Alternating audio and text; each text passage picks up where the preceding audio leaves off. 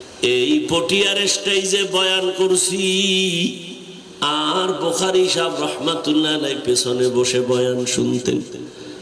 আজ পটিয়ার ময়দানে বয়ান চলে, হাজার হাজার হাজার আল্লাহর বান্দা বসে আছেন, যার এত মেহনত অবদান, তিনি আর সাদা কাফনের বাসিন্দা হয়ে গেছেন। ও দয়ার মালিক, এই বরকতের সব সওয়াব তার কবরে পৌঁছাইয়া দেন। এই বাগান যারা সাজাইছেন, এই বাগানকে রক্ষা করার দায়িত্ব আপনার আমার। এই বাগানের উপরে যেন কোনো আঙ্গুল না উঠায়, এ বাগান নষ্ট করার সুযোগ না পায়। এই বাগান যারা সাজাইছেন সবার জন্য দোয়া।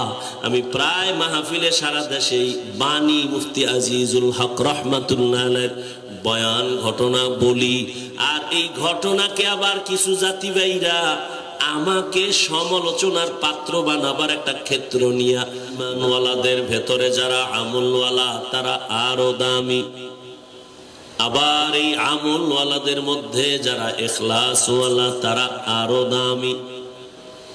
সারা দুনিয়ায় মুমিনদের ভেতরে একমাত্র ইমানওয়ালা, আমলওয়ালা, তাকওয়াওয়ালা আম্বিয়ায়ে কেরাম বড় দামি। আর সব আম্বিয়ায়ে কেরামদের ভেতরে অন্য মাখলুকতের মধ্যে একমাত্র শ্রেষ্ঠ হলেন রহমাতুল লিল আলামিন, তিনি হলেন সব থেকে দামি।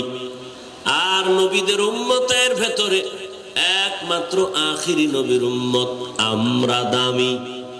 আবার আমাদের মধ্যে ক্লাস ভাগ, আখিরি নবীর উম্মত আমাদের ভেতরে যারা কোরআন ও হাদিসের ইলমওয়ালা তারা আরো দামি।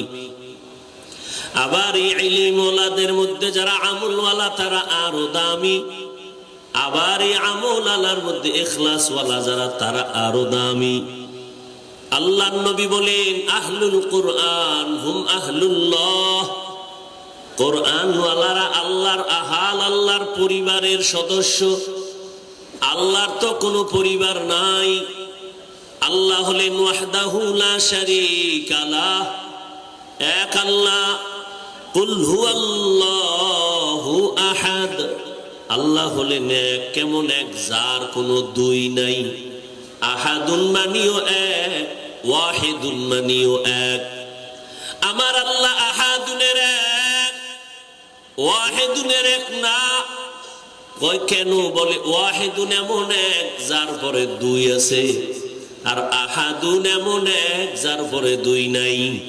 আমার আল্লাহ এমন এক যার মতো আর একজন কোন আল্লাহ নাই। লাম ইয়ালিদ লাম ইউলাদে উলাইকাস ওয়ালিদু মাউলুদেরা ও খালেকাস। মানুষ তো দামি, এরপর মানুষের পজিশন আরো বাড়বে যদি বিনয়ী হয়ে চলে। কত বাড়বে? বলে বাড়ার কোনো সীমানা নাই। আল্লাহ মানুষের অন্তরে মোহাব্বত বাড়ায় দিবেন। এখন একজন আল্লাহর প্রিয় বান্দাকে মোহাব্বত করে শুধু মুমিন মানুষ। বান্দা যদি বিনয়ী হইয়া চলে, আল্লাহ পাক বিধর্মী, বেঈমান এদের অন্তরেও ভালোবাসা দিয়ে দিবেন, বিধর্মীরাও তারে মোহাব্বত করবে। আরো পজিশন যদি বেড়ে যায়, বিনয়ী হইয়া যদি আমার আল্লাহকে মোহাব্বত করে রহমতের নবীর আদর্শ লালন করে চলে, এক পর্যায়ে আল্লাহ আরো পজিশন বাড়ায় দিবেন। বলে কেমন? কয় শুধু মুমিন আর বেঈমান না, মানুষ না, ভিন্ন মাখলুকও তারে আরো সম্মান করবে। বাঘ তাকে সম্মান করবে, সাপ তাকে সম্মান করবে, দুনিয়ার সব মাখলুকাত তাকে মোহাব্বত করবে, সম্মান করবে। খলিফাতুল মুসলিমিন ওমর ফারুক রাদিয়াল্লাহু তাআলা আনহু, ওয়ার্দ জাহানের খলিফা, 39 জন মুসলমান রসুলের দরবারে বসা আছেন। 40 নম্বরের মুসলমান হযরত ওমর 27 বছরে গিয়া কালেমা পড়লেন। ওই ওমর এক পর্যায়ে নবীর এত দোয়া পাইছে, রহমতের নবী বলেন লাউ কানা বাদি নবিয়্যুন লাকানা উমর, আল্লাহ যদি আমার পরে আবার অন্য কাউকে নবী বানাইতেন ওমর হতো আমার পরের নবী। অর্ধ জাহানের খলিফা যেই ওমরকে দেখলে শয়তান অন্য রাস্তায় পালিয়ে যায়। ওমরের ভয়ে গোটা দুনিয়া কাঁপে। এক ওমরের ভয় রোম সম্রাটের ঘুম হারাম। গোয়েন্দা বিভাগের লোকের কয় কে সে ওমর, এত ভয় কেন পায় সবাই, দেখো তার গার্ড কতজন, বডিগার্ড সিকিউরিটি আছে কত। গোয়েন্দা বাহিনী রিপোর্ট দিয়া দেয় ওমর একা চলে, কোনো বডিগার্ড নাই, সিকিউরিটি গার্ড নাই। এমন কি মেডিসিন তার মধ্যে আছে যে সবাই তারে ভয় করে? ভয় করার একমাত্র কারণ ওলামায়ে কেরামের টাকা নাই, পয়সা নাই, বাড়ি নাই, গাড়ি নাই, অস্ত্র নাই, কিন্তু সারা দুনিয়ার অস্ত্রধারীরা আলেমের ভয় পায়, মুসলমানের ভয় পায়, টুপিওয়ালাদের ভয় করে। বাড়িওয়ালারা গরিব মুসলমান টুপিওয়ালাকে ভয় করে। কারণ কি?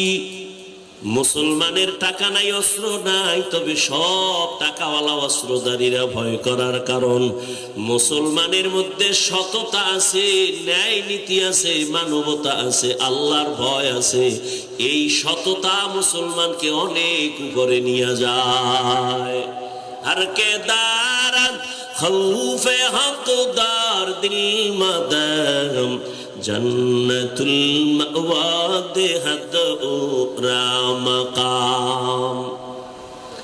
মুসলমানের একটা আওয়াজ বেঈমান নাস্তিকদের জন্য একটা আতঙ্ক। মুসলমান শুধু একটা আওয়াজ দিবে বেঈমানের ঘুম হারাম।